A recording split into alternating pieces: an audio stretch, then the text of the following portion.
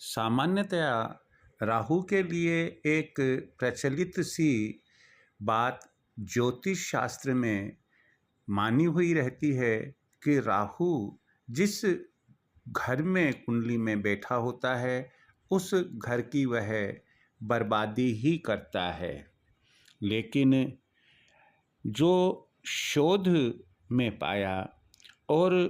विद्वानों के द्वारा, ज्योतिष के विद्वानों का यह मानना है कि राहु कुछ भावों में अर्थात कुंडली के कुछ भावों में अच्छे शुभ फल भी देता है। सवाल ये है कि जातक की कुंडली के किन भावों में राहु स्थित होने पर उसे शुभ फल प्राप्त होंगे। मैं आज आपको इसी संबंध में जानकारी शेयर करने जा रहा हूँ।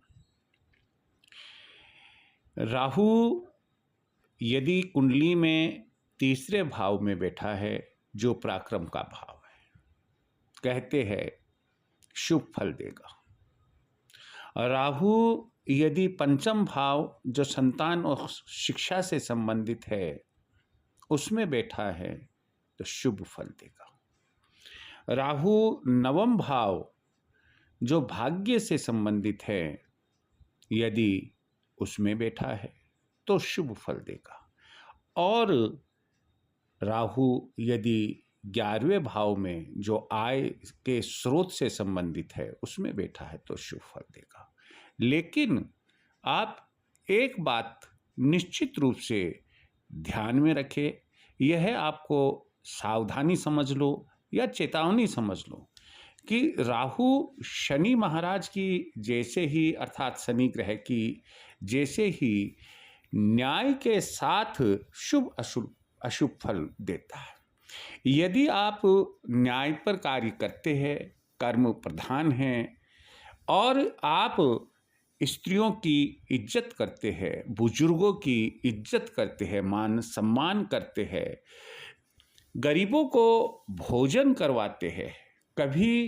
किसी लाचार व्यक्ति को दुत्कारते नहीं हैं, कभी बुरी संगत नहीं करते हैं, आप मादक पदार्थों का सेवन नहीं करते हैं, आप शब्द नहीं बोलते हैं, आप गलत जो पार्टनर्स होते हैं उनके साथ उठते बैठते नहीं हैं, तभी ये जो 3, 5, 9 और 11 भाव में बैठा राहु आपको शुभ फल देगा। नहीं तो ये मान के चलिएगा कि जहाँ यह शुभ फल देकर फर्श से अस्पर पहुँचा देता है, वहाँ यदि आप अभी जो मैंने बातें बताई उनके प्रतिकूल चलते हैं तो ऐसी परिस्थिति में अर्श से फर्श पर भी ला देता है और कोड़ी कोड़ी के लिए मोहताज भी कर सकता है। फिर चाहे आप कुंडली किसी को भी दिखाना और ज्योतिष शास्त्र कुछ भी कहे, ज्योतिष विद्वान कुछ भी कहे, लेकिन चूंकि आपका जो लाइफ स्टाइल है, आप संगत अच्छी नहीं रखते हैं, बड़े बूढ़ों की इज्जत नहीं करते हैं, महिलाओं की इज्जत नहीं करते हैं, आपकी आदतें बहुत बहुत गंदी है,